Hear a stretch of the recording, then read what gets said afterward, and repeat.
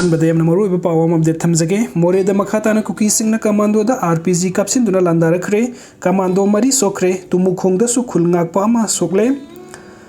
अमरोमदा प्रेसना फंगबा पावगी मतुंग इन्ना खुद थोकनखिबा अदुदा कुकी नेशनल आर्मी की टेररिस्ट तरुक सोखिबगी मनुंगदा अनि अमदि लाइकनबा ngamdana लाइखिद्रे मियोय अनि एदु जे हौकिप होलैंड फाइ अमदि के माटे मोजेल विलेज दा लैबनी हाइरि अदुमकु सबसाबा पावदी फंगबा ngamdri मोरे टाउन दा थोकिबा थौदोक अदुगी मतुंगदा मोरे टाउन दा पामदबा थौदोकसिंग थोक्तनबा टेक्नोपोल डिस्ट्रिक्ट की डीसी ने मोरे टाउन दा curfew थमख्रे हाइरि अमरोमदा ngase kongan ba pung mari rom tabade imphal is moirang police station की मनुंग सना लैबा तुमुखोंग दा कुकी मिलिटेंट सिंगना बॉम्ब कापसे लगपदा खुलंगाक प खुंजा अमा सोगले सोगलब खुंजा अदुगी ममिंग सिंगा खम लमयान बा सही कुट्रा गुमदोय अपोकपा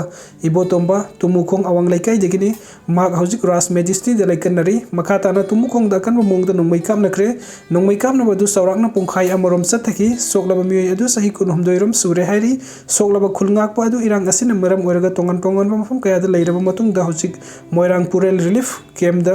माकी इमुंग मनुंग लोइना लैरि सोगलब मियोय अदु ngaknabagi damakta khulda laibani makoina duty tariba mafam adu khuldagi khajiktang chatholaga laibani makoina duty lairiba mafam adu da bomb kapsinduna landarakibani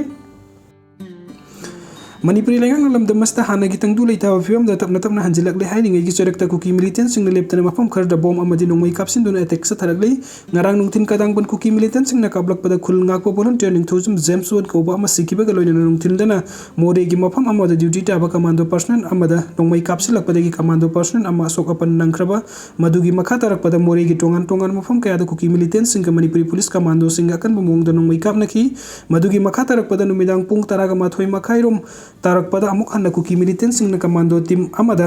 attack तौख्रे कुकी मिलिटेंट सिंग अदुना मोरे बाजारदगी खरा चथरगा लैबा मोरे टुरेल वांगमा लैकाय अमदि मोरे कैथेल फाउनबगी थोंग मयादा लैबा लाइस्रम बिरेन कौबा मियोय अमगी युमदा लैकाय ngaknaba लैबा मणिपुरी पुलिस की एसआई चंद्र कुमार लुसिंगबना कमांडो टीम अमदा बॉम्ब यावनो नोंमै कापसिलक्तुना अटैक तौख्रे अटैक चथरखिबा अदुदा कमांडो पर्सनल मरी सोगले सोगलबा सिंग अदुदी कमांडो दा अटैच तौरगा लैबा IRB rifleman Dillangam Kamsen rifleman N Prem Kumar N Borjao अमसुंग राइफलमैन एन सुनिन्नी हाइरि अशोक पसिंग हौजिक असम राइफल्स की लोकेशन पॉइंट द ट्रीटमेंट चथरी हाइरि अमरोमदना प्रेसना फंगबा पावगी मतुंग इन्ना खुद थोकनखिबा अदुदा कुकी नेशनल आर्मी की टेररिस्ट तरुक सोखिबगी मनुंगदा अनि अमदि लैकनबा ngamdana लैखिद्रे हाइरि अदुगा मथंगी अपडेट असना ITLF ना कंडेम तौरकली बॉर्डर टाउन मोरेदा ngarang nungtin pung ong makhairom taba matamda kuki zo tribal singa leiba langking choi beng da kuki zo gi masakhang da basing state commando gi team amaga nongmai kap nubgi thodok thokraba matungda khul asigi yum khara mai thakiba thodok adu ITLF ki seron amana akan mamong da yaning da phongdorklei serol asina makha tari badi nongmai kap na khraba matung da state commando sing assam rifles ki kem da changduna leiki nongmai na kap narba matung yum mai thakiba mafam asi kuki zo miam na leiba mafam ni more gi nongmai kap na bagi thodok adugi matung da kangpokpi gi नखुजांग सिंग द कुकी खुलदा नोंमै काप नखि खुल असे मे मंगा द मैते सिंग युम मै थाख्रबा मफमनि कंगलुप अनि गी येखाइ थिंगाइनबा लान असिन मरम ओरगा थौदोक थोकपगी टेंशन यामना वांगना लैरे हाइना सुपुंग तुरकली वीडियो सिंग बिबगी दमकत मयम पुम नंग पोमुक हना थगचरी अनोब अपडेट की दमकत ऑनलाइन मणिपुर YouTube चैनल सबनुक्सी बिदुना सब्सक्राइब तोबिरमु थैंक यू।